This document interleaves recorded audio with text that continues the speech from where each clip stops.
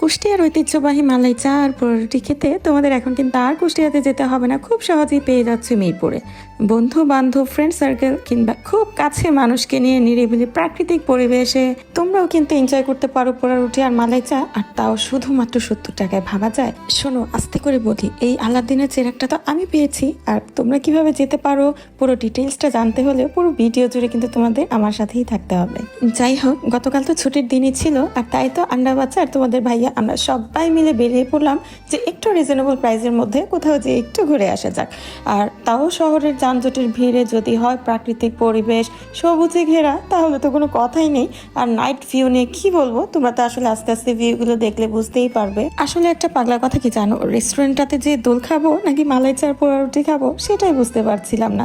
আমরা তো গিয়েছিলাম বিকেলে, একদম চারিদিকে নিরিবিলি সবুজে ঘেরা পরিবেশটাকে তো খুব সুন্দরভাবে এনজয় করলাম, ইচ্ছে মতো পিকচার্স তুললাম।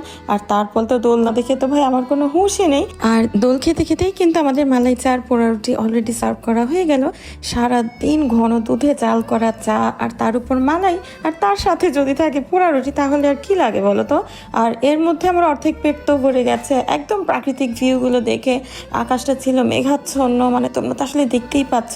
তোমরা যারা আসলে ভিডিওগ্রাফি কিংবা পিকচার্স তুলতে পছন্দ করো আর কাছের মানুষকে নিয়ে, তো অবশ্যই নিরিবিলি তোমরা লাভলি একটা মোমেন্ট এখানে গেলে কিন্তু স্পেন্ড করতে পারবে। পারফেক্ট পোড়ারুটির ঘ্রাণ আর ঘন দুধে নারকেলের খোসার কাপে মালাই চা, পুরোটাই একটা অ্যাস্থেটিক ভাইব দিচ্ছিল। আর দেখো দেখতে কতটা ডিলিশিয়াস লাগছে।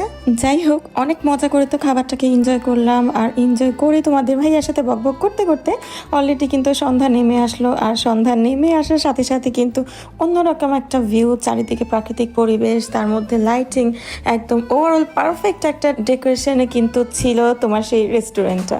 ভাইরে ভাই, এমন ঘন দুধে 1 কাপ মালাই চা খেয়ে কি আর লোভ সামলানো যায়? আমি তো টুক করে কিচেনে ঢুকে পড়লাম, আর সারা দিন মৃদু আছে জাল করা ঘন দুধে মালাই চা আরও 1 কাপ অর্ডার করে খেতে থাকলাম। আর চারিদিকের এই ন্যাচারাল নাইট ভিউটা এনজয় করলাম, আবারও দোল খেলাম। এই তো সবকিছু মিলেছিল। কি এখন তো তোমাদের মনে কোশ্চেন জাগছে যে এই হিডেন প্লেসটা কোথায়? তো আসো পুরোটা তোমাদের সাথে শেয়ার করি। আমার বাসা যেহেতু মিরপুর 12তেই, তো আমি কিন্তু ফার্স্টে একটা রিক্সায় করে পল্লবী মেট্রো স্টেশনে চলে গেলাম। সেখান থেকে মেট্রোতে করে ন্যাচারাল ভিউ দেখতে দেখতে আমি কিন্তু উত্তরা সেন্টারে নেমে গিয়েছিলাম। আর সেখানে নেমেই দেখতে পেলাম অসংখ্য অটোরিকশা। আবারও কিন্তু অটোরিকশায় উঠে চলে গেলাম আমরা উত্তরা 17 নং সেক্টর 6 নং ব্রিজ পার হওয়ার পরেই হাতের বাম পাশে গেলেই কিন্তু তোমরা এই ফুড কোর্টটা দেখতে পাবে, আর এর নাম হচ্ছে মুহূর্ত। যাই হোক, আজকের মতো ভিডিওটা ছিল এ পর্যন্তই। ভালো লাগলে তোমরা আমার পাশেই থেকো। আল্লাহ হাফেজ।